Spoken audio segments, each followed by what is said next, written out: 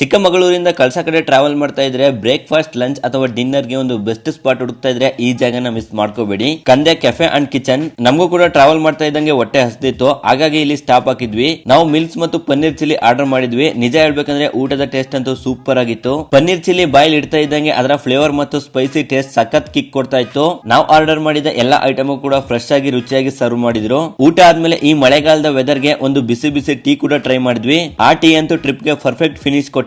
ಇನ್ನೊಂದು plus point ಅಂದ್ರೆ ಇಲ್ಲಿ ರೋಡ್ ಸೈಡ್ ನಲ್ಲಿ ಸಾಕಷ್ಟು ಪಾರ್ಕಿಂಗ್ ಸ್ಪೇಸ್ ಇದೆ. ಕಾರ್ ಅಥವಾ ಬೈಕ್ ಪಾರ್ಕ್ ಮಾಡೋದಕ್ಕೆ ಯಾವುದೇ ತೊಂದರೆ ಇಲ್ಲ.